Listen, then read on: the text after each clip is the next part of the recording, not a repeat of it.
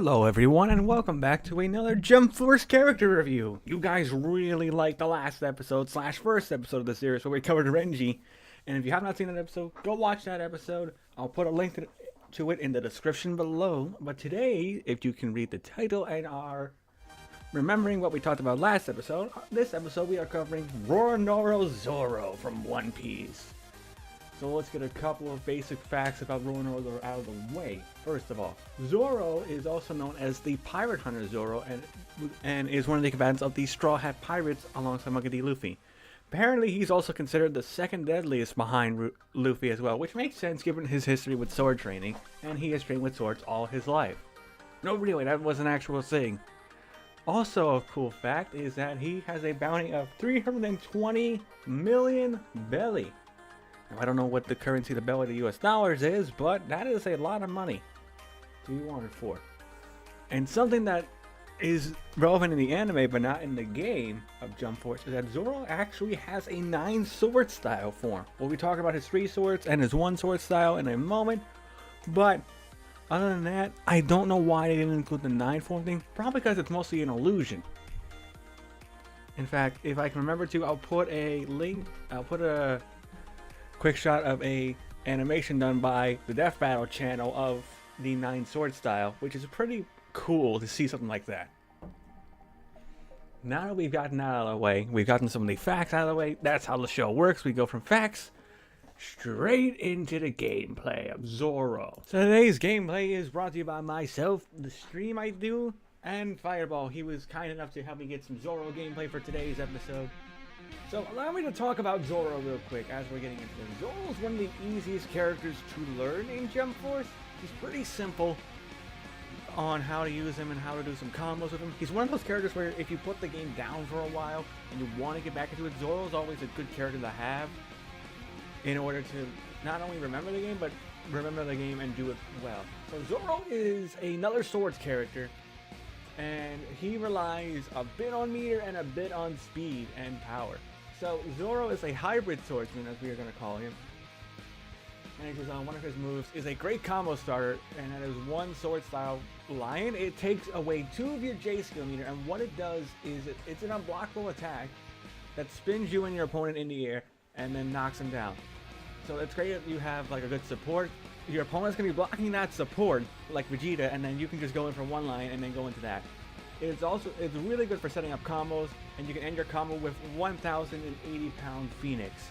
It is a fantastic combo with great knockback, and it's great even if your opponent tries to escape. Fun fact, in order for that to happen, each sword has to be slashing at least 360 pounds. That is pretty powerful swords if you ask me.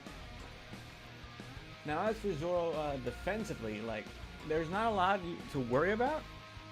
If you can get out of the way of 1 line, you should be alright. And this third move, which should be showing up momentarily, again, there's the good support. 3 sword style. Unfortunately, that move is blockable, so you have to be careful with that. But it can't hit your opponent if you are close to them, and you can hold it down for different lengths of time depending on how far away you are. And because of 1 line's long setup time, your opponent can hit you out of it. However, with 3 swords, you don't really have to worry about your opponent hitting you out of that, because once you cut through them, you either hit them or you don't, as in here. I hit him and I was able to hit him with some of the swords as he was attacking me. Zoro's Awakening is another transformation. The first transformation we were going over this series, where he ties the bandana around his head and gets into his serious mode. This actually gives him a dark aura around all of his attacks, which is pretty cool, and it still lasts even after his awakening is over. Granted, the aura goes away from Zoro, but not around his attacks. Pound Phoenix has a new look to it, and you will see a bunch of dark aura around. See how my Pound Phoenix is green, like Zoro, and if Fireball launches a Pound Phoenix in that state, it'll be black. And this is all right here, 3 sword style. It is another dashing ult.